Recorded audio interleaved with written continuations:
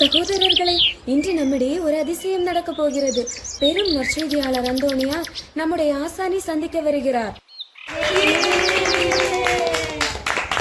இறைவனே, இந்த பயணத்தை ஆசீர்வதித்ததற்கு நன்றி. இன்று உமது அடியார் பிரான்சிஸின் முகத்தில் முகச்சாயலை காணும் ஆசை எனக்குண்டு. அதை எனக்கு தந்தருளும்.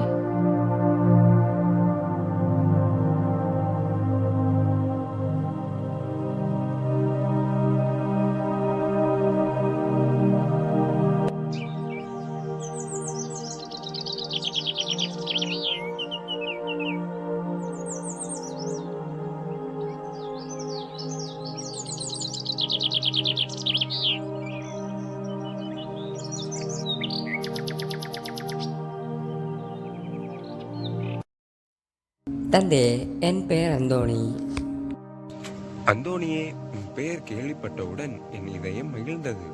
உன் வார்த்தைகள் சிங்கம் கர்ஜிப்பதைப் போல் மக்களை அதிர செய்ததென சொன்னார்கள். ஆனால் உன் கண்களில் சிங்கத்தின் வலிமை மட்டுமல்ல, ஆட்டின் எளிமையும் தான் நான் காண்கிறேன்.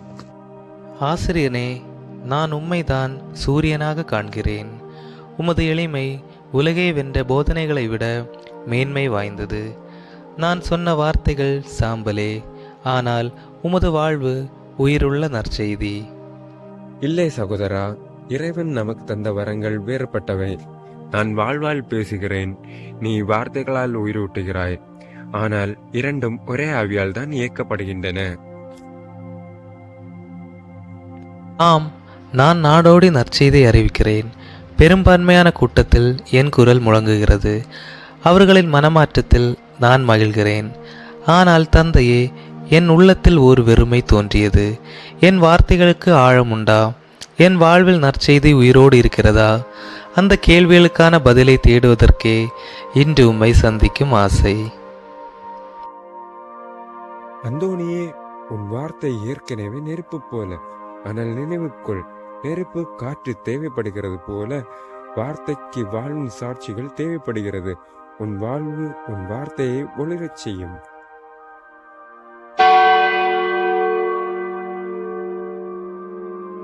இறைவனே, இந்த கூட்டத்தையும் இங்கு கூடியிருக்கும் இதயங்களையும் ஆசீர்வதித்தருளும். உமது வார்த்தை அவர்களின் வாழ்வை மெருகேற்றட்டும். உமது உடலும் இரத்தமும் அவர்களுக்கு ஆற்றலாகட்டும். சகோதரர்களே, இறைவனின் வார்த்தை உயிருள்ள வாளை போல் அது நம்மை வெட்டி புண்படுத்தினாலும் சுகமாக்குகிறது. உலகம் தங்கம், வெள்ளி, புகழ் என்று ஓடிக்கொண்டிருக்கிறது. ஆனால் சொல்லுங்கள், இந்த மண்ணில் நாமோ எத்தனை நாள்? நாம் தேடும் புகழ் நம் கல்லறை வரை கூட வராது. ஆனால் இறைவன் தரும் அமைதி நம் ஆன்மாவை நித்தியமாக உயிரோடு வைத்திருக்கும். அந்தோணியே, உன் வார்த்தைகள் நெருப்பாய் எரிகின்றன. ஆனால் உன் வார்த்தைகள் மட்டும் இல்லை, உன் வாழ்வின் சாட்சி தான் இந்த மக்களின் இதயத்தை உருவாக்குகின்றன.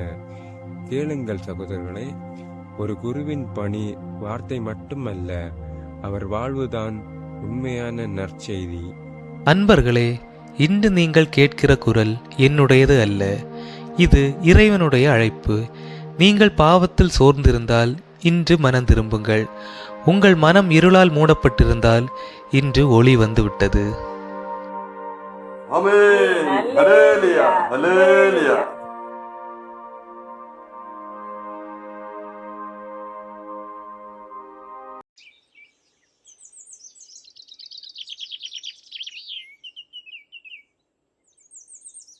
இறைவா, எனக்கு ஏன் இப்படி ஒரு வாழ்க்கை?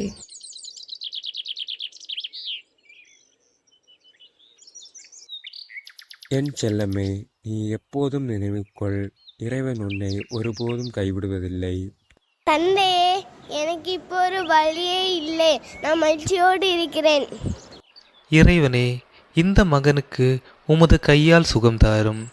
அவரது உடலும் உள்ளமும் புதிய வாழ்வை காணட்டும்.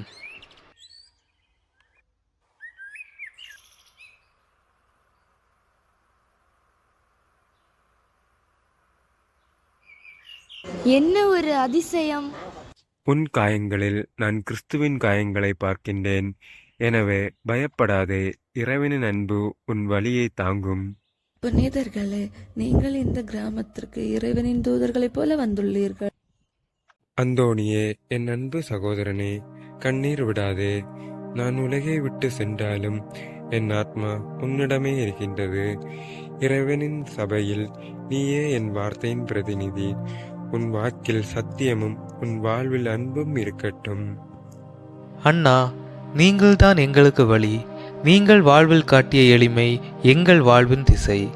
ஆனால் உங்கள் உடல் இப்படி சோர்வடைவதை பார்க்கும்போது என் மனம் உடைந்து போகிறது. என் வாழ்வை நான் இறைவனுக்காக செலவிடுவேன் என்று தீர்மானித்தேன். ஆனால் இன்று உம்மை பார்த்து, இறைவனுக்காக முழுமையாக அர்ப்பணித்தவரை பார்த்து என்னுள் ஒரு நெருப்பு எரிகிறது. அந்தோணியே, நான் வாழ்வில் சொன்னேன், கிறிஸ்துவுக்காக எல்லாம் விட்டுவிட்டேன் என்று. அந்த சொல் இன்னும் உண்மை. என் வாழ்க்கை, என் உடல் எல்லாம் அவருக்கே.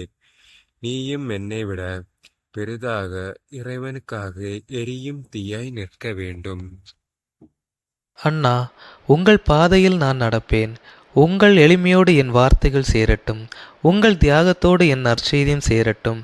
நீங்கள் இறைவனின் கையிலே ஒரு பானம் போல் உடைந்து விட்டால் கூட அந்த பானத்தின் வாசனை இன்னும் உலகை மாற்றும்.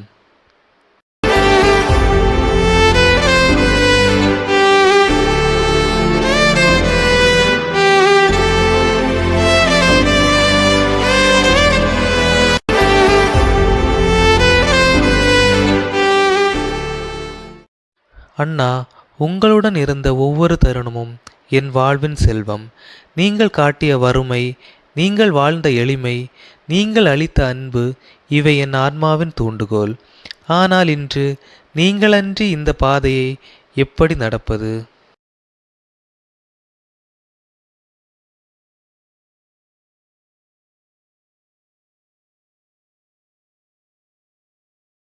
அந்தோணியே, என் அன்பு சகோதரனே, கண்ணீர் விடாதே. நான் உலகை விட்டு சென்றாலும் என் ஆத்மா உன்னிடமே இருக்கின்றது. இறைவனின் சபையில் நீயே என் வார்த்தையின் பிரதிநிதி. உன் வாக்கில் சத்தியமும் உன் வாழ்வில் அன்பும் இருக்கட்டும். அண்ணா, உங்கள் ஆத்மா என்னோடு இருப்பதாக அறியும்போது என் இதயம் தைரியம் பெறுகிறது.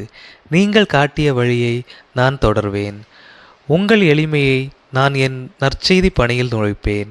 உங்கள் தியாகத்தை நான் வாழ்க்கையில் வாழ்வேன். அந்தோணியே, உன் பிரசங்கங்கள் எண்ணற்ற ஆத்மாக்களை இறைவனிடமே கொண்டு வரும். வார்த்தைகள் தீயாய் எரியும். அந்த தீ அன்பின் தீயாய் இருக்கும். அன்பு நம் சபையின் அடிப்படை. அதை ஒருபோதும் மறந்துவிடாதே. அன்பின் குருவே, நான் உங்களின் சீடனாய் என்றும் இருப்பேன். உங்கள் நினைவு என் வாழ்வின் நற்செய்தியாகும். அந்தோணியின் தீயான வார்த்தைகளும் பிரான்சிஸின் எளிய கருணையும் ஒன்றாய் சேர்ந்தபோது மக்களின் இதயங்கள் புதிதாய் பிறந்தன. அவர்கள் நற்செய்தி அறிவித்தவர்கள் அல்ல, அவர்கள் வாழ்வே ஒரு நற்செய்தி. இது இறுதி அல்ல, இவர்கள் இரு தீ.